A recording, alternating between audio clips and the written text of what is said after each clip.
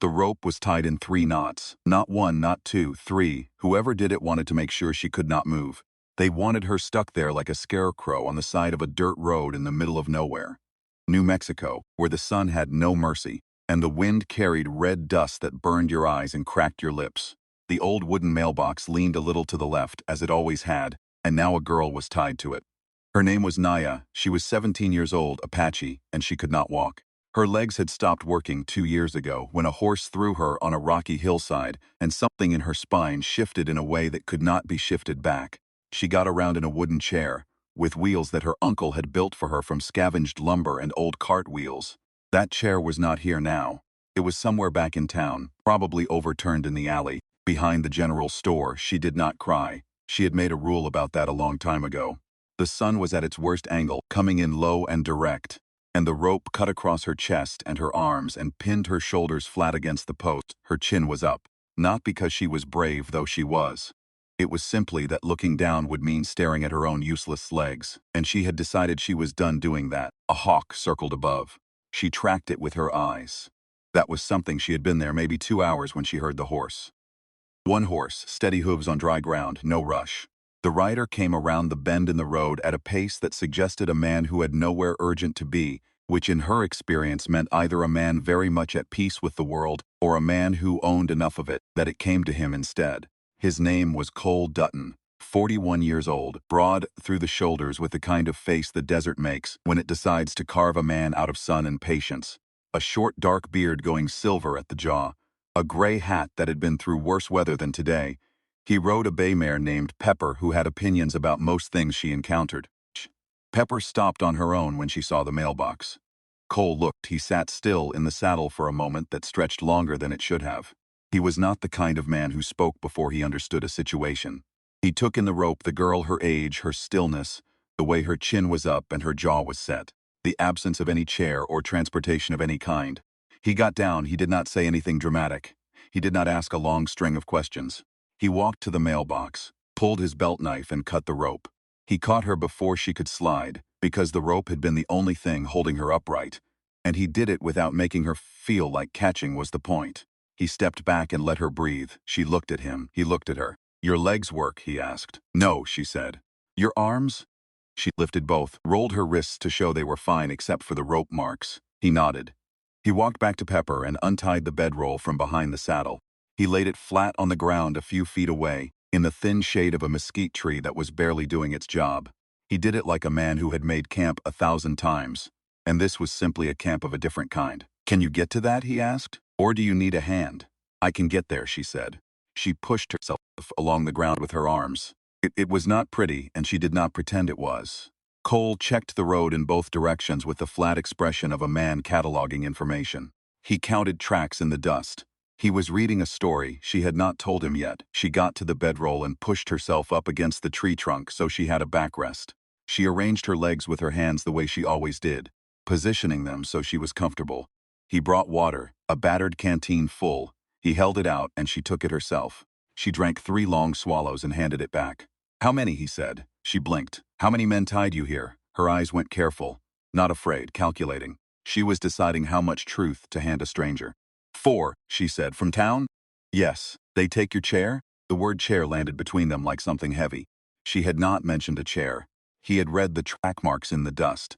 The slight impressions where small wheels had pressed into the road, the sudden stop, the scuffle, the footprints of 4 men going back the other direction. "Yes," she said. Cole turned and looked toward town. The road ran straight for a long way and then bent out of sight. You could not see the buildings from here, but you could see the smear of smoke and dust. That meant people were there. "Where are you supposed to be?" he asked. "My grandmother's house. East side of town. Anione expecting you. She will be wondering by now." He picked up his hat, ran a hand through his hair, put it back. He was thinking. She watched him think. There was nothing frantic about it, he thought. The way a man measures a fence line, carefully and without wasted motion. "I've got a wagon at the ranch," he said. "It's 3 miles north. I can bring it back and get you home, or I can take you to your grandmother's on horseback if you're willing." She studied him. "Why?" she said. He looked at her straight. "Because you're sitting on the side of a road in the heat with rope burns on your arms and somebody stole your way of getting around. Seems like a clear enough reason. You don't know me." "No," he agreed. "I'm Apache. I know what you are, he said, and there was no edge in it, no performance. It was just a fact he had already accounted for. She looked at him for a long moment. The hawk above had caught a thermal and was rising without effort, lazy and certain. She had learned to read people the way you read weather.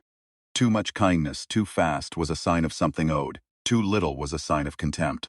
This man was giving her exactly what the situation required and no more, which was the rarest thing she had encountered in a long time. Horseback, she said. He nodded. He brought Pepper close and helped her up without fuss. She swung her arms around Pepper's neck and he lifted from below, steady and businesslike, and she got seated. He handed her the reins and walked beside the horse because there was no room for him, and she had not invited him up. She noticed that he walked all 3 miles back to town beside his own horse. When they reached the east side, a small house sat behind a fence of crooked posts strung with rope. An old woman stood on the porch, very still the way old women stand when they have been watching the road and trying not to show it. The old woman saw Naya and breathed. She looked at Cole. He touched the brim of his hat. Her chair got taken, he said. I'll have it back by morning. The old woman said nothing. But she at him the way a person looks at something they are going to remember. He helped Naya down. The old woman came off the porch fast for someone her age, and the two of them held each other. Cole did not watch.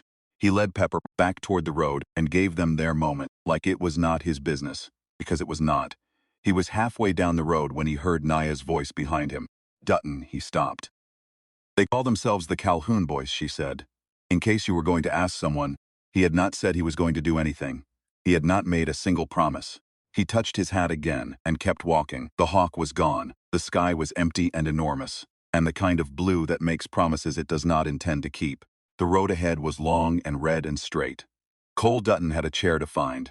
The Calhoun Boys were not brothers despite what they called themselves. There were 4 of them.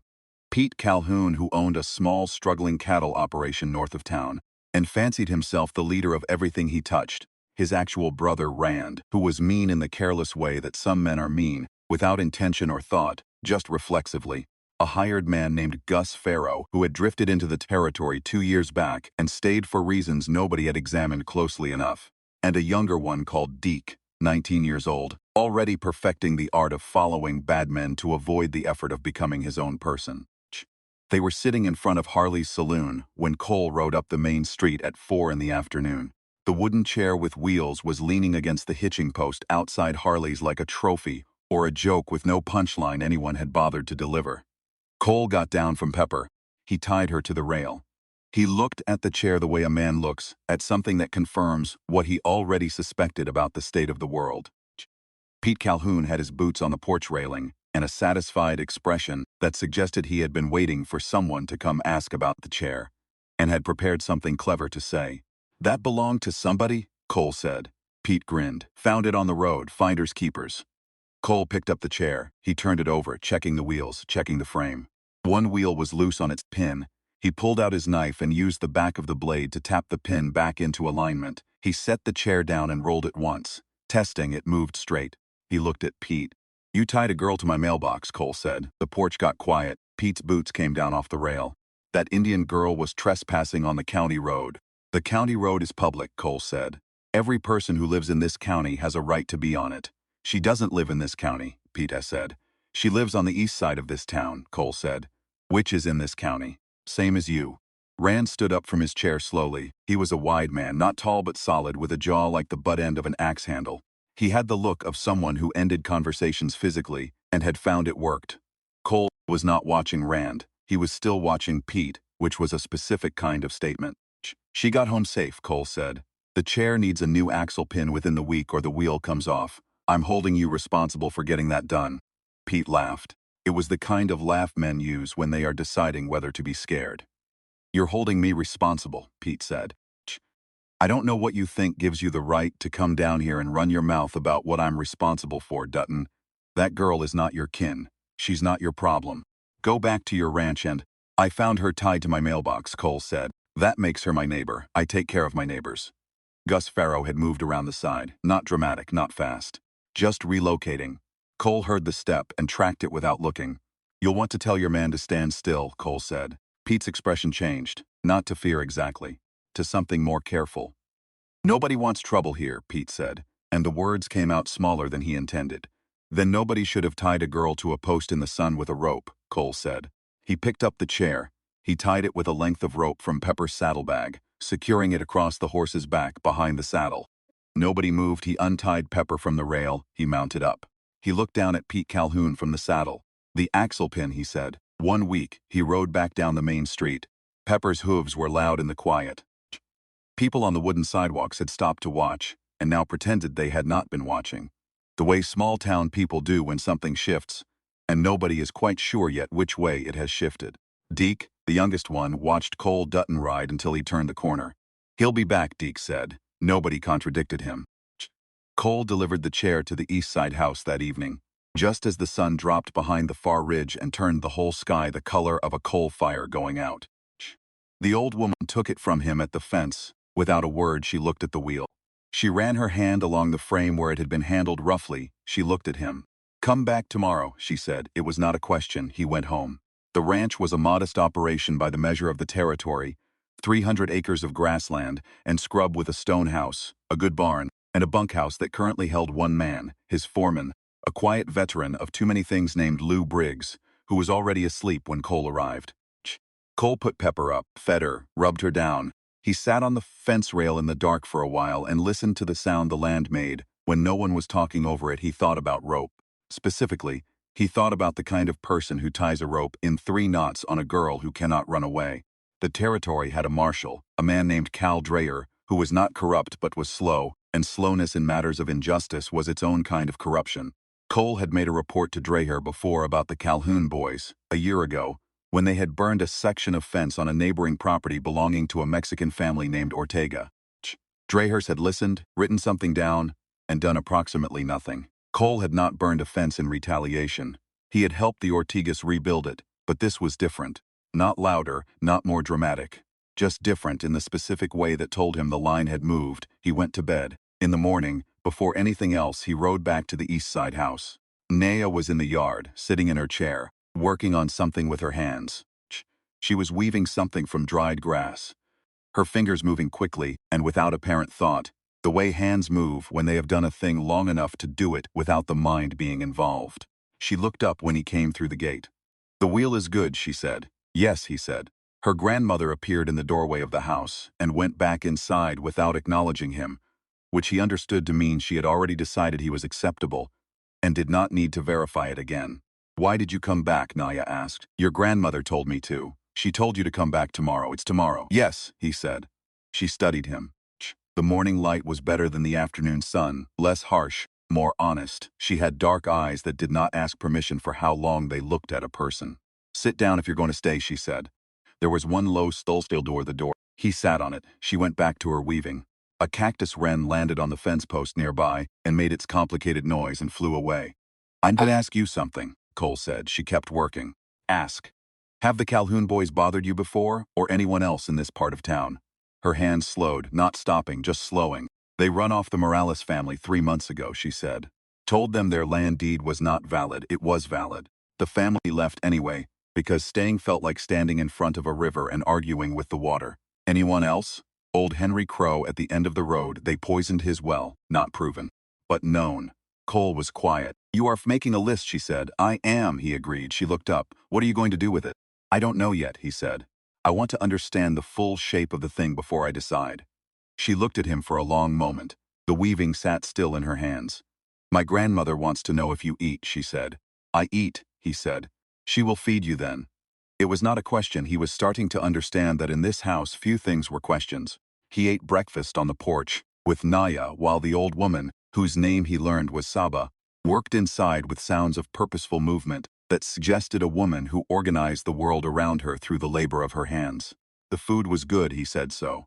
Saba did not come out to receive the compliment. She sent Naya to tell him there was more if he wanted it. He did. He was on his second plate when Naya said, "They will come again, the Calhoun boys." "I expect so," he said. "What happens then?" He looked out at the road. A wagon was passing, a family he did not recognize, heading east. "Then we deal with it," he said. "We," she said. "You know more about this part of town than I do. I've got land and a horse and a foreman who has seen worse than this. Seems like between us we have something." She was quiet for a long time. "My grandmother says you are either very stupid or very certain," she finally said. "Probably some of both." he admitted. Saba appeared in the doorway then. She looked at him with eyes that had measured men for 60 years and found most of them wanting. "Come back this afternoon," she said. "There are others you should meet." He nodded. He finished his plate, he left. The morning was still cool, and the road was empty, and somewhere behind him, he could hear the cactus wren again, working through its long list of complaints about the world. Lau Briggs had been Cole's foreman for 11 years, and in that time had never asked his employer a question that was not directly related to cattle or the maintenance of property. So when Cole came back from town and said, "I need to talk to you about something that is not about cattle," Lou set down the bucket he was carrying and gave Cole the full attention he had been storing since about 1874. Cole told him about Naya, about the mailbox, about the Calhoun boys, about the chair, about the things Naya had told him this morning, the Morales family, Henry Crow's well, the pattern of small cruelties that had not been small to the people they were aimed at. Lou listened without interrupting. When Cole finished, Lou picked up his bucket again. "So, what are we doing?" Lou said. "Going to a meeting this afternoon," Cole said. "At the East Side house. And before that, I want you to ride out to the Ortega place and ask them to come." Lou started walking toward the well. "One more thing," Cole said. Lou stopped. "If this gets complicated, and it probably will, I need to know you're in it." Lou looked back at him. 11 years of fence line and cattle and hard winters and one very bad spring were in that look. "When was I not in it?" he said. He kept walking. The afternoon meeting was held in Saba's front room, which was small and smelled of dried herbs and something sweet that Cole could not identify. 7 people came. Sab sat in the corner like she was holding the room together by being in it. Naya sat near the window. The Ortegas came, the father Ernesto, and his oldest son, a young man named Aurelio, with hands like his father's and eyes that had seen the fence burn and had not forgotten. Henry Crow came, old and deliberate, lowering himself into a chair with the careful economy of a man whose joints had lodged permanent complaints. 2 other women came from the east side, both Apache, both related to Saba in ways Cole did not fully map but acknowledged with respect. Lou sat near the door. Cole was the only white man in the room who was not Lou. He was aware of that. He did not try to perform any particular feeling about it, he just sat in it. Ernesto Ortega spoke first.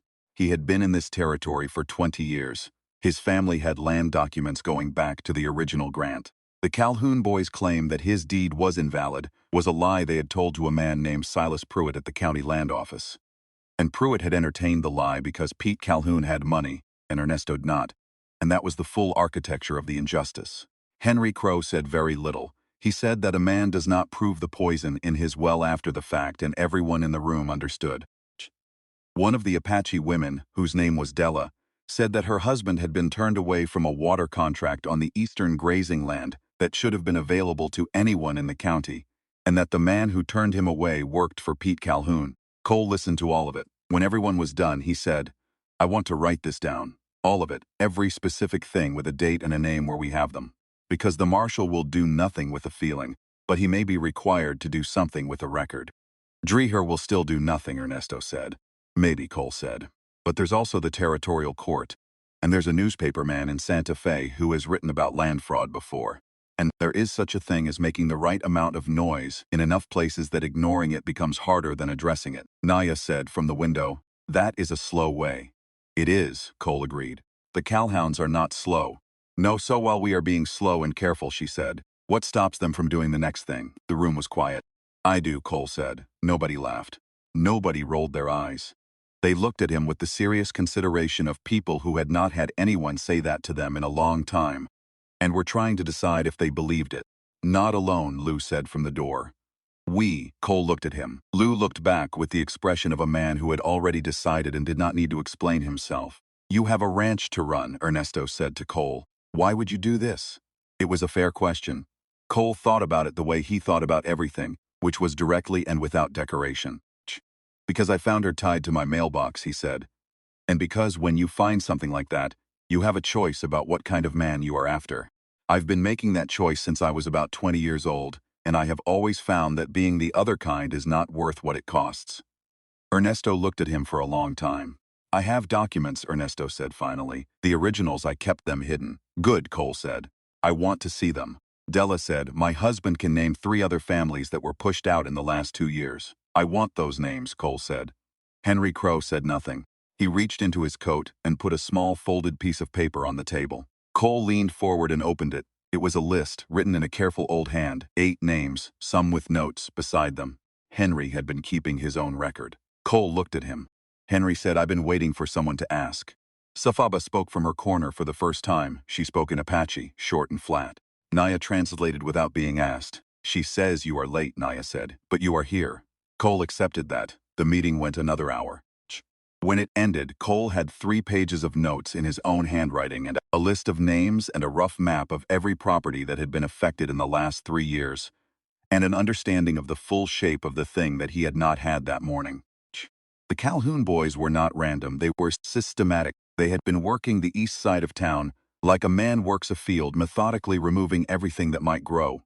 He rode home in the early evening with Lou beside him. "It's more than I thought," Lou said. "Yes, what's the play? Tomorrow I write it all up and ride to Santa Fe," Cole said.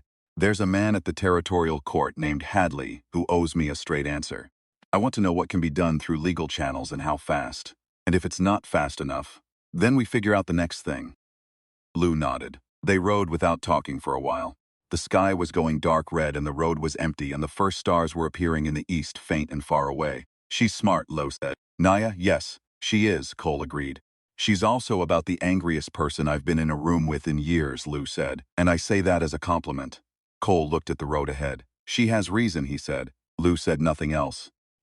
The ranch came into view around the last bend, the stone house, and the yellow light in the bunkhouse window, and the dark shape of the barn against the dark shape of the hill. Pepper moved faster when she saw home, as she always did. She had opinions about most things, and coming home was one they agreed on. Cole put her up and went inside, and sat at the table with the 3 pages of notes and a lamp, and wrote everything out again, neatly, in the order a legal argument required. It took him 2 hours. When he was done, he read it back slowly, the way a man reads something he intends to stand behind. He thought about Naya's voice saying they will come again. He thought about Henry Crow's piece of paper, 8 names. A man who had been waiting for someone to ask. He folded his pages and put them in his coat pocket. He went to bed. He did not sleep for a long time. Cole rode to Santa Fe before sunrise and came back the same day, which was 40 miles of hard riding that left Pepper with an opinion she expressed by refusing to move faster than a walk on the last 5 miles home. The man at the territorial court, Hadley, had received Cole's documentation with the expression of a man who recognized exactly what he was holding and did not particularly want the responsibility of holding it. He was not corrupt. He was afraid. There was a distinction, though the practical difference for the people on the east side of Piñon Creek was not large. Cole had said, "Hadley, I need a timeline." Hadley had said, "These things take time, Dutton." Cole had said, "I know." "How much?" Hadley had looked at his papers and his desk and the window behind Cole that faced the plaza, and he had said, 60 days. Maybe 90. Cole had said, "In 60 days, how many more people get run off their land?" Hadley had said nothing. Cole had left. He had also stopped at the newspaper, a small operation run by a man named Cal Fitch who had ink on his hands at all times, and the permanently energized look of a person who believed that information was the most dangerous thing in the world, and was therefore in love with it. Fitch had read Cole's notes, then read them again. "This is a land consolidation scheme," Fitch had said. "Systematic, targeted, probably 3 years in the making." "Yes," Cole had said. "Pete Calhoun does not have the mind for this." "No," Cole had agreed. "Someone is behind him. I don't know who yet." Fitch had looked at him over the papers. "If I run a piece about the land fraud, it puts pressure on the court. But it also alerts whoever is behind Calhoun that someone is looking." "I know," Cole said. "So when do you want it?" "Not yet," Cole said. "I'll tell you when." Fitch had smiled the way men smile when they are about to enjoy something. "You are playing a longer game than I expected from a cattle rancher." "Cattle ranchers learn patience," Cole said. He rode home. When he arrived, Lou met him at the barn with a face that said something had happened. "Calhoun boys came by this afternoon," Lou said. Cole got off Pepper. "They ride onto the No." Stopped at the gate. Pete, Rand, and Gus. Deke wasn't with them. "Pete said to tell you that you made your point and he respects it and there are no hard feelings." Cole was quiet. "That's what he said?" Cole asked. "Word for word, I wrote it down." Lou handed him a small piece of paper with his own careful handwriting on it. Cole read it. "They're worried," Cole said. "Yes. Or they're about to do something and they want you relaxed before they do it." "Yes," Cole said. "Probably both." He put Pepper up and went to the house and ate something he did not taste. Then he saddled a different horse, a blue roan named Cutter, and rode back to the east side of town in the dark. Saba opened the door before he knocked. He told her about Santa Fe. He told her about Fitch. He told her about Pete Calhoun's visit to the ranch gate. Saba translated for herself as he spoke. He could see her processing it, and her face was a controlled thing that gave almost nothing away but gave enough. The legal path is too slow, she said. Probably, Cole said. And Calhoun's politeness is a warning. Yes, she looked at him for a moment. Naya said you would come back tonight. She was right. Saba went inside. She came back with Naya, who had a blanket around her shoulders and her hair loose, and who looked at Cole with the alert expression of someone who had not been asleep. What happened? Naya said. He told her. She listened without moving. When he finished, she was quiet for a moment. Then she said, Deke was not with them. Lou noted that. Deke is the youngest. When he separates from the others, it means one of two things. Either he is uncomfortable with what they are planning, or they sent him to do something alone so it cannot be traced back to Pete. Cole looked at her. How do you know that? Because I have been watching them for 2 years, she said simply. From a chair, in the east part of town, where nobody thinks anyone is paying attention. The lamp between them was low, and the room was mostly shadow, and she was looking at him with the directness of someone who has decided to be an ally, and wants to know if the choice will hold. What do you think Deke is doing? Cole said. I think, she said carefully, he is at Ernesto's property or Henry Crow's. Cole stood. I'll go with you. He looked at her chair. She looked at him, looking at it. Cutter can carry 2, she said. It's not the first time. He considered this for exactly 3 seconds. Let's go, he said. They went. Cutter moved at a careful pace with the 2 of them. Cole in the saddle and Naya sitting in front, her hands on the saddle horn, both of them watching the dark road.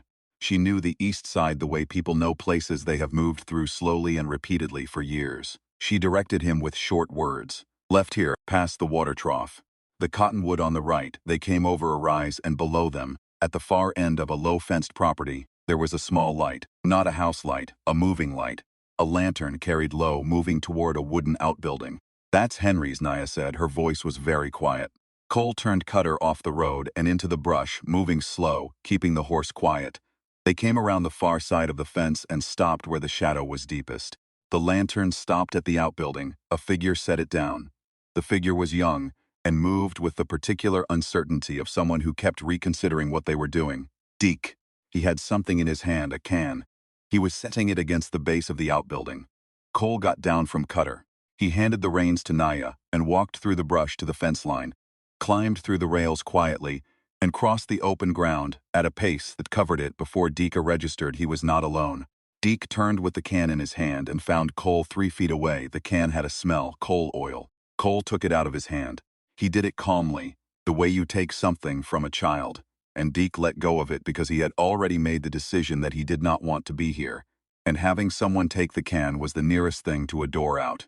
They stood in the dark beside Henry Crow's outbuilding. How old are you? Cole said. 19, Deke said. His voice was not steady.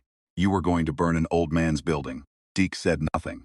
Why? Cole said. Pete. I know what Pete said. I'm asking why you came. Deke swallowed. I didn't want to. Then why are you here? The question sat there. Deke looked at the ground. He was thinking about something that was apparently more complicated than he had words for at 19 years old in the dark with someone who had just taken his coal oil. I don't know, Deke said. It came out like the most honest thing he had said in months.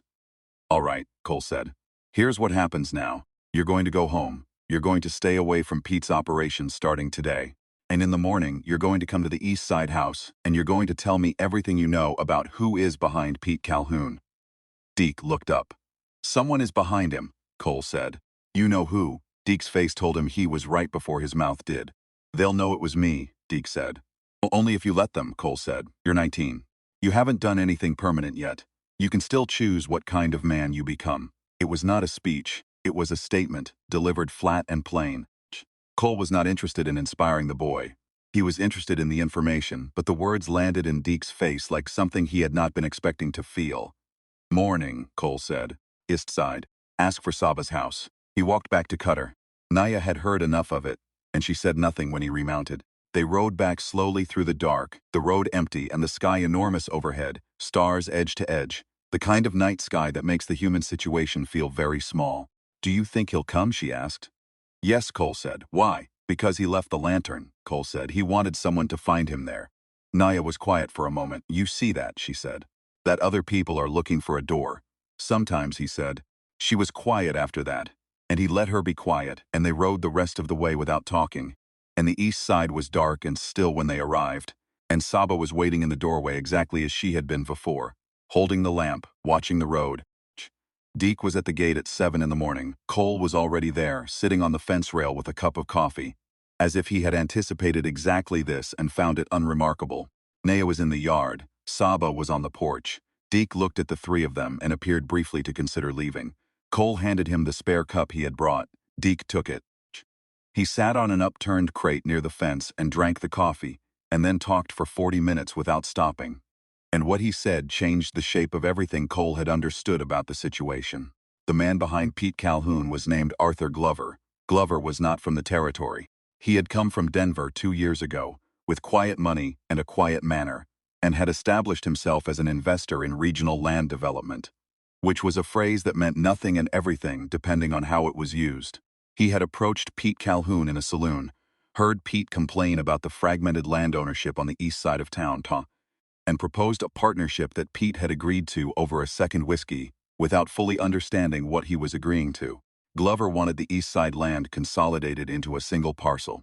It connected to the new railroad survey corridor, a fact that was not yet public, and when the railroad came through, that parcel would be worth 30 times what it cost to acquire.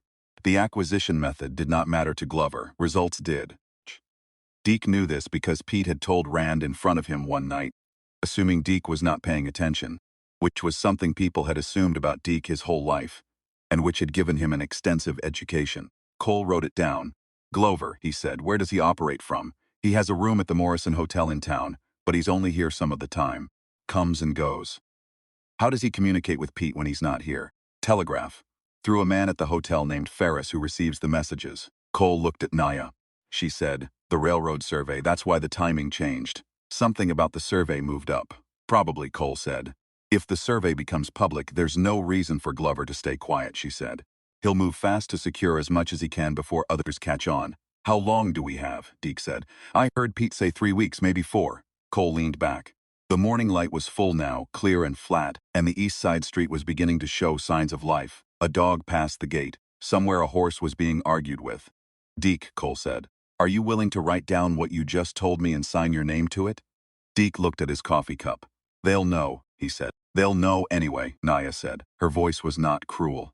It was simply accurate. The way Saba's voice was accurate. When this comes apart, they'll look for who talked. You're the youngest and the newest, and Pete has never trusted you all the way. He'll land on you regardless. The only question is whether you are on the right side of it when it happens. Deke looked at her. She looked back without blinking. I'm sorry, he said. About the chair, that was wrong. Yes, she said, I didn't stop them. No, she said. You didn't, but you didn't walk away tonight either. It was not forgiveness, it was an accounting. She was telling him where he stood, and leaving the rest to him. He took the paper Cole offered. He wrote it out slowly in handwriting that was better than his general presentation suggested, and he signed his name at the bottom in full, Deke Harmon. Cole folded it and put it in his coat. What happens now? Deke asked. Now you go about your day normally, Cole said. You stay away from anything the Calhounds are planning and you don't signal anything. Can you do that? For how long? 72 hours, Cole said.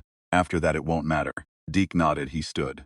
He looked like a man who had put something down that he had been carrying without realizing how heavy it was. He handed back the cup and left. Cole looked at Naya. 72 hours, she said. What happens in 72 hours?